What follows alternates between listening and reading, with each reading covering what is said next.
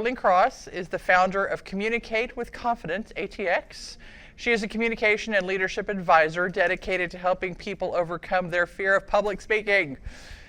As the founder of Communicate with Confidence ATX, she works with individuals and groups to organize their thoughts, streamline their messages, and speak with clarity and conviction. Her mission is simple: help people speak up with confidence and leave a lasting impression, whether preparing for a high-stakes interview, a boardroom presentation, or a meaningful life moment. I know she's helped somebody like do their best man toast. Yeah, it's cool. In this workshop, Darlene introduces her creative ABC network, a simple and memorable tool for answering questions with clarity and ease. Participants will learn how to stay clear, concise, and compelling so their message lands with impact every time. Please welcome Darlene Cross for ABC, Your Way to Interview Success. Ta-da! Thank you so much, Shannon. Thank you, everyone, for being here. It's just an honor and to have this opportunity to serve you guys this morning.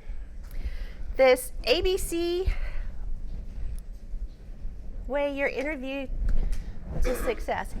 This workshop is not going to guarantee you a job.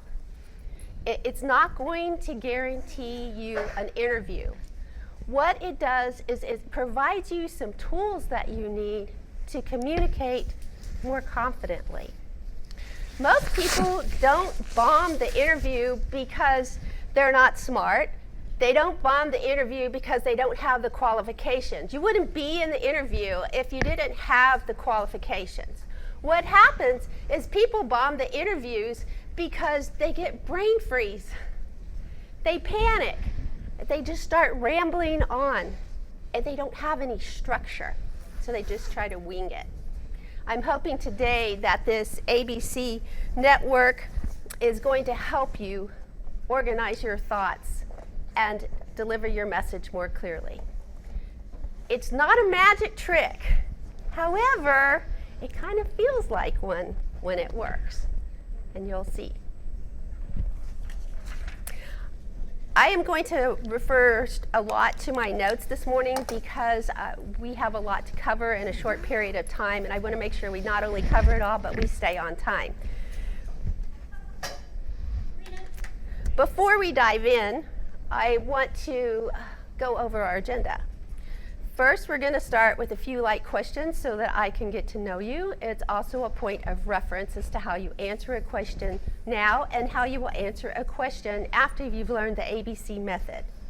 Then I'm going to introduce the ABC method, and next we'll talk about the mystical, magical power of 3 and why that's important, not just in interviews, but it can help you anywhere else you're trying to communicate. We'll also touch on humor.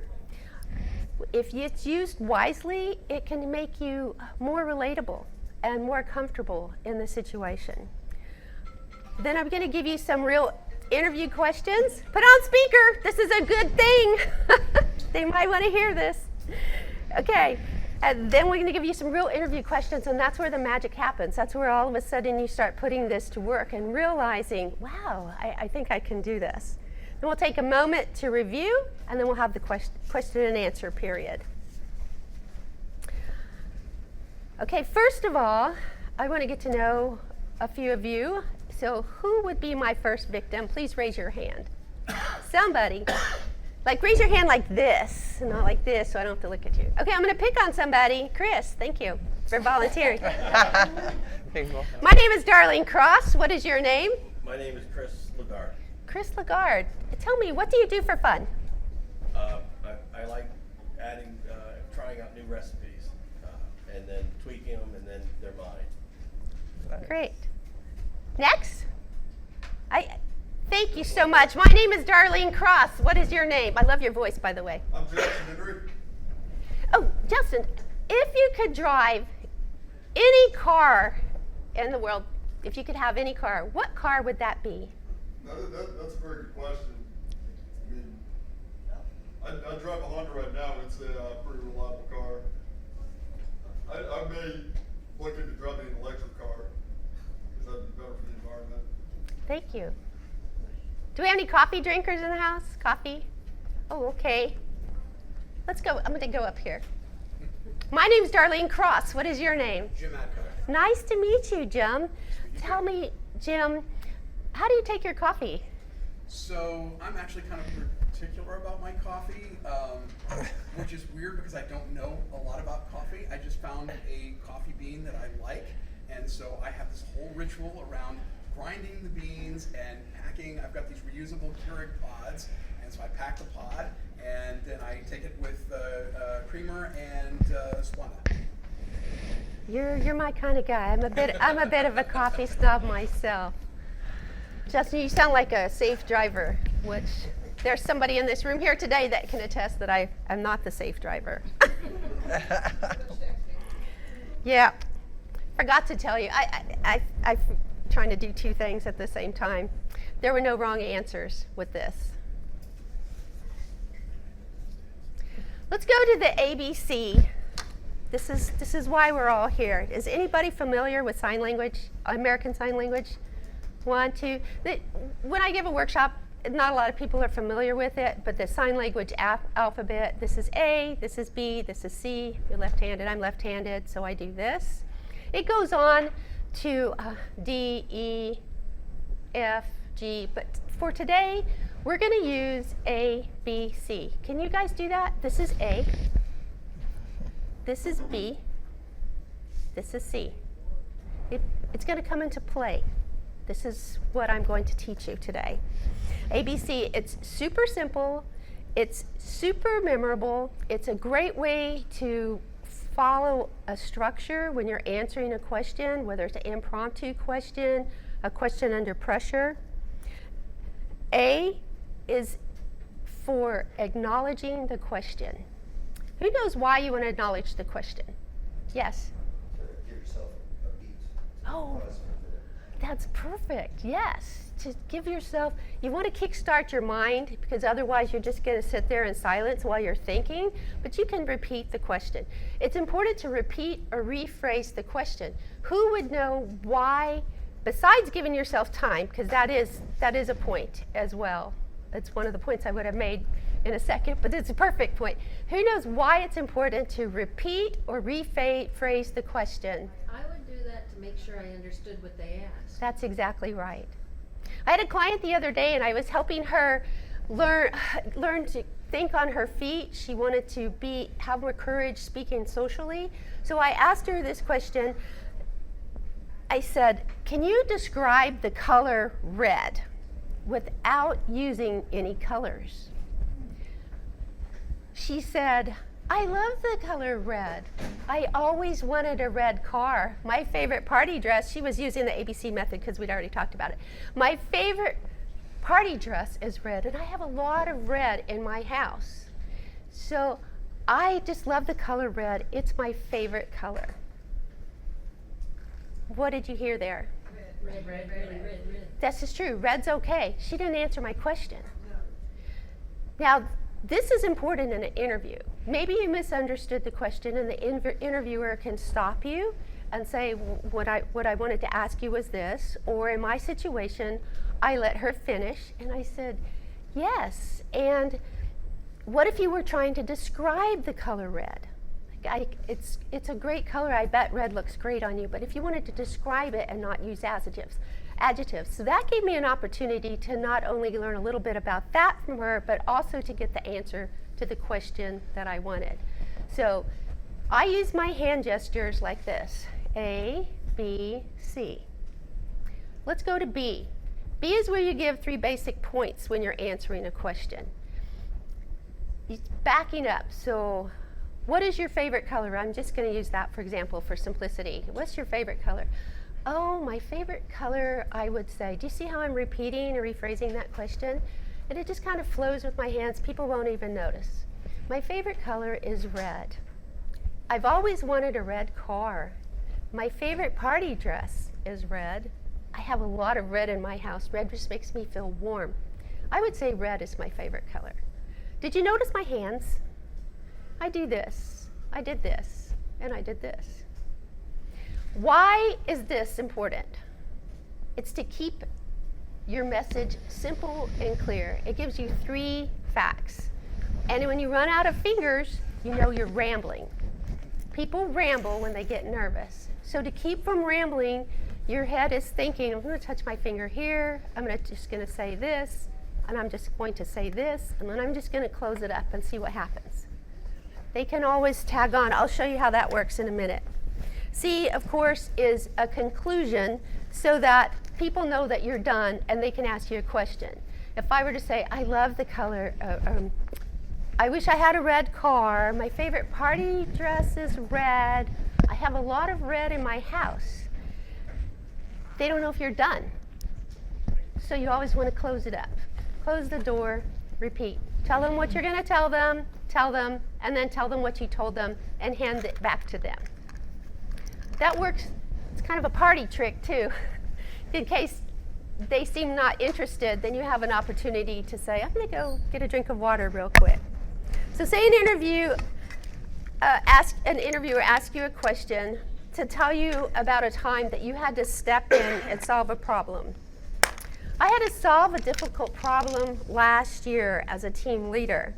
We were working as a group when one of our members had to leave an emergency leave of absence. And I realized that we needed their portion of the work to complete the project and meet the deadline.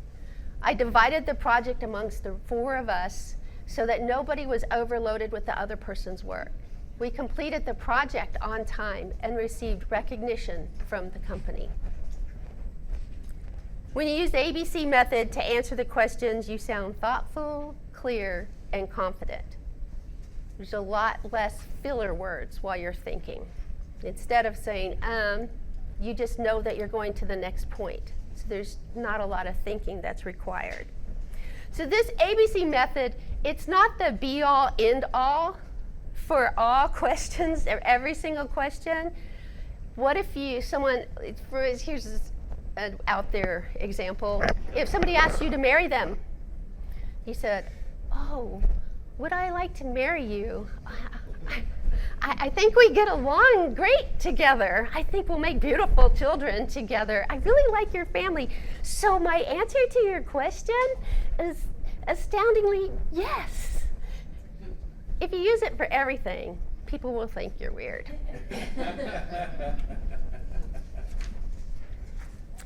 Let's move on to the power of 3. Research in cognitive psychology shows that people process and remember information best when it's grouped in 3s. And you absolutely want to be remembered for your interview. The rule of 3 is quite often used in marketing. Who can tell me some slogans? Finger licking good. It's a pattern. Maybe when you're giving your bank account number or your telephone number, 512-413. Okay? An account number, the routing numbers are 9 numbers. It's easier if you repeat those numbers in 3s. That's how people remember them. And the rule of 3 is powerful in communication. So when you are describing something, rather than to say, I'm fast, or I ran into a wolf, you might say, I ran into a big, bad wolf. That connects, that puts the person that you're speaking to in the room with you. It helps them see what you're seeing just a little bit. So if you're describing one of your skills, you try to say, well, I'm focused, I'm timely, and I'm committed. Okay? So something where they can actually, it just brings them in, people will remember you for that. It's secret sauce. They put it out there and you don't even know that it's happening, but you tend to remember it. It's melodic, and people can remember that type of music. So, for example, let's go the other way. If someone were to ask you, do you play sports? What kind of sports do you play? You say, wow, I play a lot of sports. I play tennis. I play pickleball. I love to swim. I golf.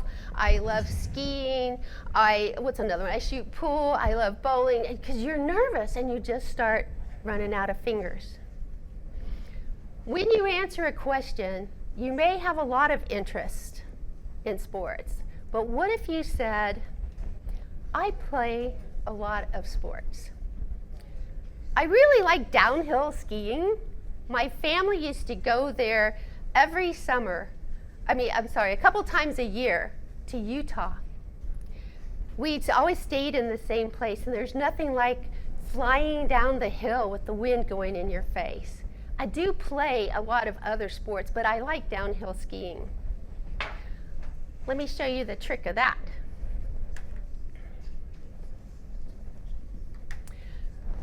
This is the process. Acknowledge the question, break it down, and conclude it. Now, of those 3 or 4 things that you mentioned, the first thing you mentioned, the person that's asking you a question might tag on to that. Oh, you like downhill skiing? Cool, I like to ski. What place do you go to? Where do you like? Do you ski blues or blacks? So now they're interested. What do? You repeat the process. I ski blues. Skiing blacks makes me a little bit nervous, but it's still pretty fun. I have a great time skiing. Most of the time, I like skiing with my family. What if they tagged on to, I went to Utah. I go to Utah. So that's your second point. Oh, are you from Utah? Do you see how this is engaging the question without rambling? Because you don't want someone to ask you a question and you just vomit all of this information on them. I do this and this and this and this, and this. I'm really good at this and that and this and that. So just kind of keep it simple and engaging until it becomes organically a conversation and exchange. When your interviewer or anyone at a cocktail party or an elevator pitch is able to catch on, then that's where you develop a relationship and you become more memorable.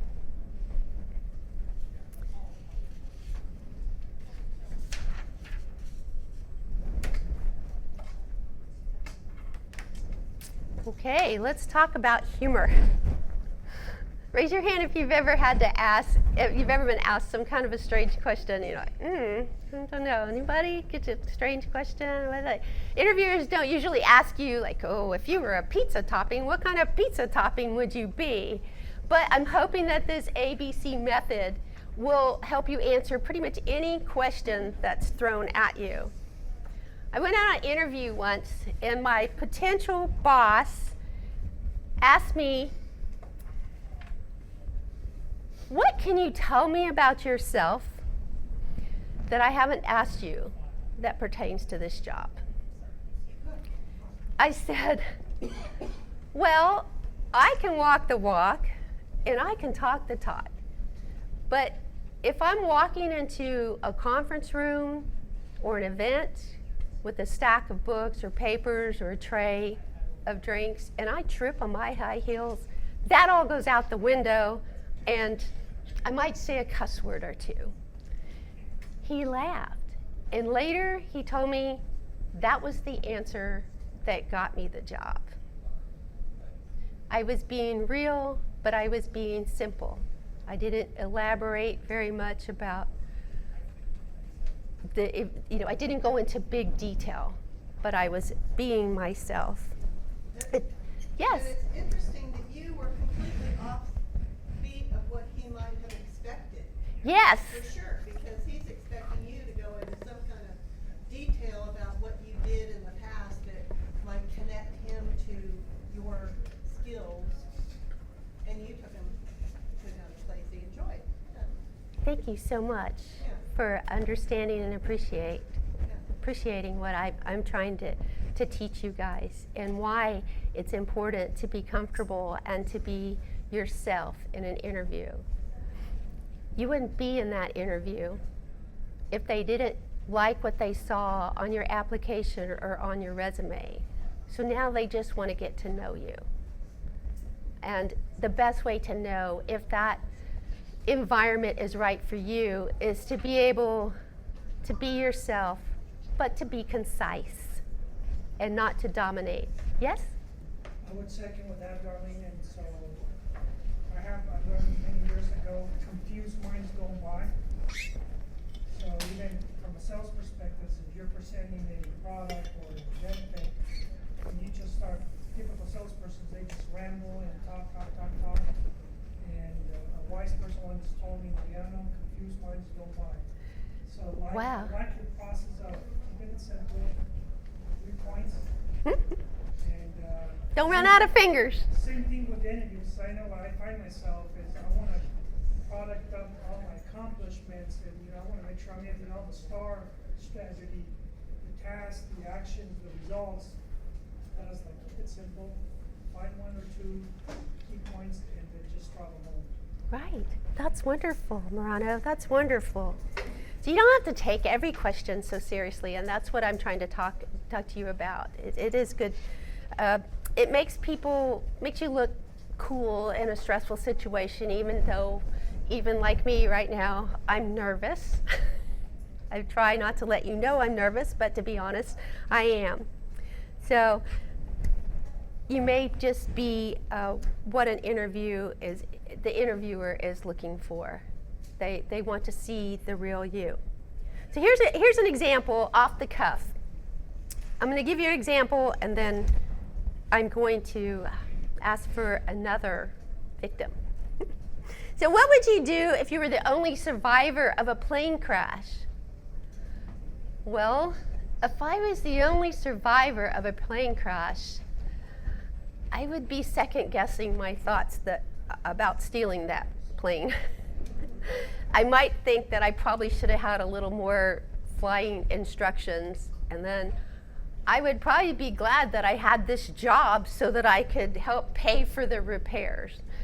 That's probably a few of the things that would go through my mind if I was the sole survivor of a plane crash. It's a little off the cuff, but they don't ask those weird questions because they expect some kind of highly intellectual, thoughtful answer. They want to know how you think on your feet. And this is how you think on your feet. It's that simple. Repeat the question, say something, and then conclude it and hand it back to them. There is a difference. A little bit of humor goes a long way. A little bit of good humor. But a little bit of bad humor goes the wrong way too. So if you're going to be funny, make sure that it's on the side of good. Okay, my timer is not working on here at the time. You've still got like 20 minutes. Okay, great. So I need another victim. Oh, thank you. My name is Darlene Cross. What is your name? My name's Adam Shane. Adam. Let's see, Adam. If you were a pizza topping, what kind of pizza topping would you be? If I was a pizza topping, what kind of pizza topping? That's a good question. There's so many pizza topping choices. I would say something a little bit exotic. I do like, my favorite pizza topping, honestly, this is for everybody, but it's eggplant, meatball ricotta. I think those flavors just go so well together. And I know that's not just one pizza topping, but that is my favorite combination of toppings. Great job. Did you see me counting? I could see you were about to keep going. Adam, was that what you said? I can't read that far. One thing I want to comment on, they do tell you a lot. You've been told, Coach, I've heard it myself. That's a great question. I loved how you used it. First, you rephrase the question, but some people just jump right into, that's a great question, and then they start answering. But if you don't repeat or rephrase that question, you might have heard the question wrong, and you'd be answering it wrong. So make sure that you always repeat or rephrase the question. Tell them what you're going to tell them about, tell them, and then tell them what you told them, and hand it back over to them. Okay, one more person. I need a salesperson. Is there a salesperson? Somebody in sales? Hadn't spoken yet? Nobody? Who wants to take a stab at selling themselves? Why are you shy? You're all looking for a job, huh? Look, somebody, stand up. Somebody raise their hand. Oh my gosh, this is so silly. My name is Darlene Cross. What is your name? Oh, Frederick. Frederick, nice to meet you. Frederick, how would you sell hot chocolate in Florida in the summertime? How would I sell hot chocolate in Florida in the summertime? Very poorly. Probably, I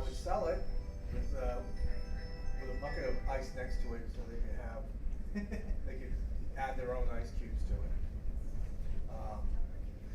Or I would ask them to give them the hot chocolate and then upsell them to ice cubes.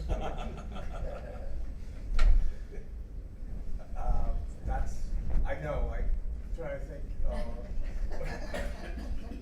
I'm grasping here, I'm dying here. Crank the AC to 11. Yeah. Yeah, that's how I would sell chocolate in Florida in the summertime. That's how I would do it. Yeah, Okay, that's how you close it up. okay. Yeah, That's how. the question, the points, Okay, tell them what you're going to tell them what you told them. okay. Okay, so you just kind of close it up and hand it back so that you're not stumbling through trying to think what the next thing did. You already said 3 things.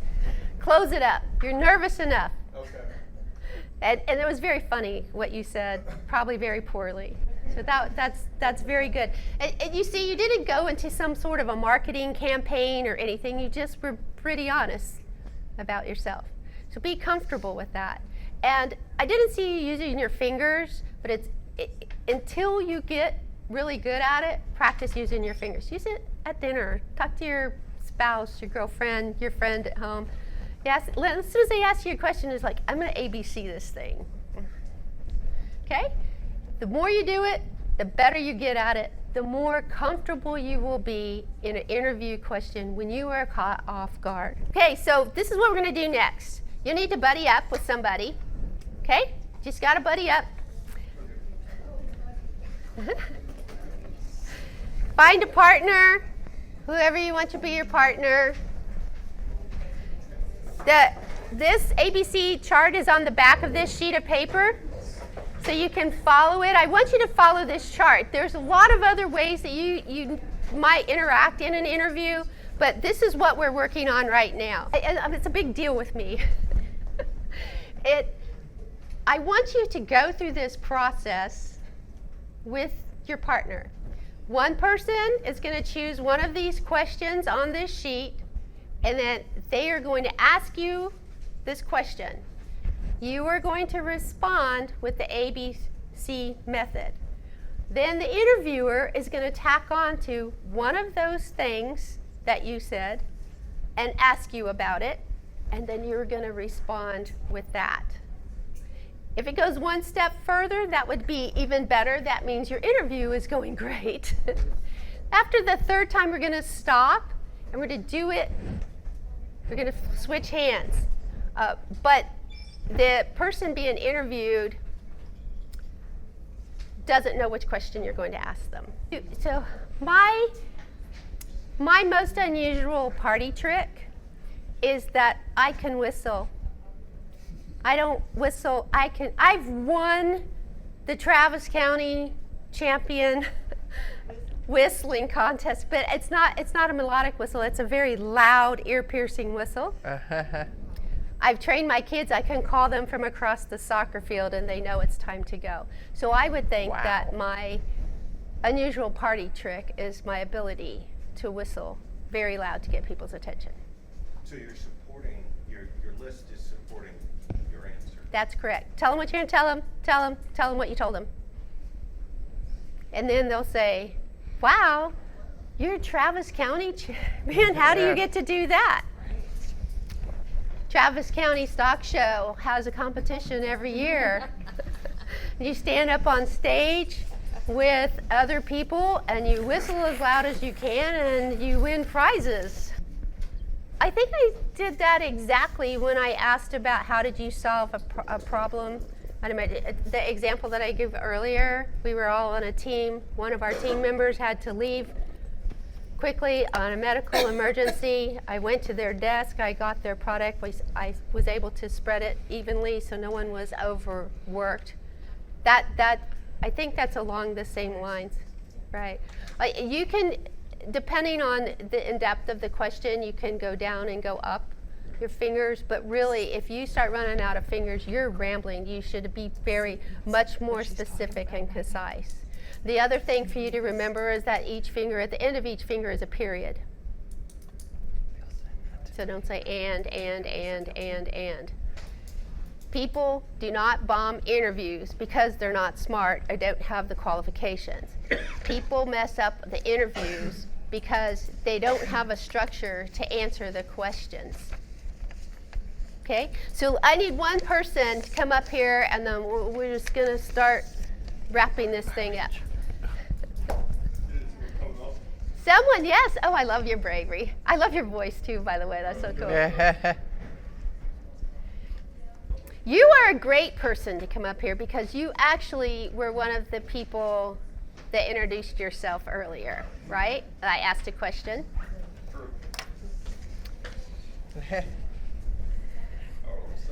No, come front and center. You're the star. My name is Darlene Cross. What is your name? I'm Jackson Henry. Nice to meet you, Jackson. Likewise, nice to meet you as well.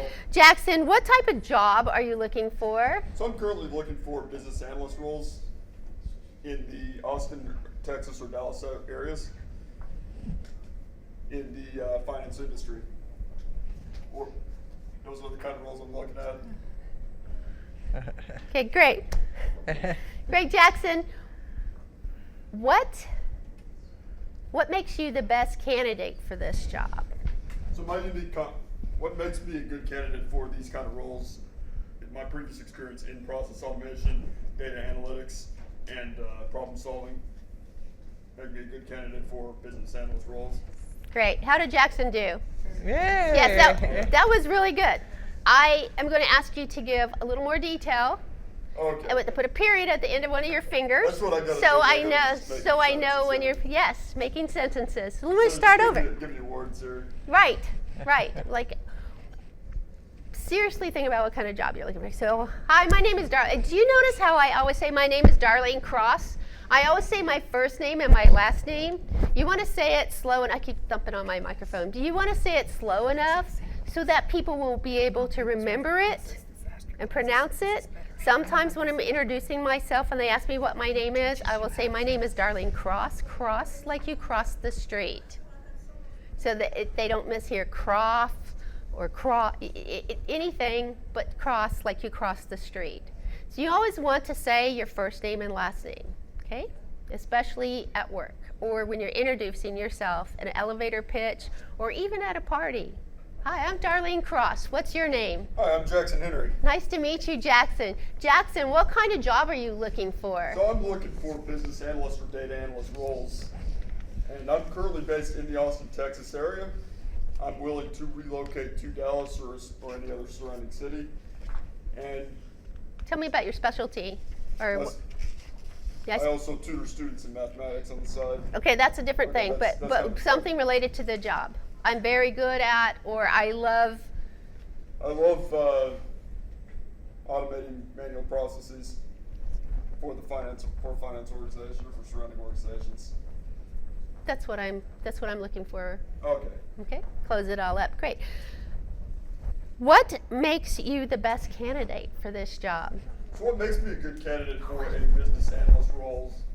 My first strength is problem solving. I enjoy helping others and I enjoy solving problems out here. Process automation. My previous role at Dell Technologies, I automated manual processes for the finance organization and ability to adapt to change. Sometimes stakeholders may want something else. We're able to make adjustments as needed. And those are several skills that will set me apart as a business analyst. Awesome. How did that feel? Okay, that felt a lot better.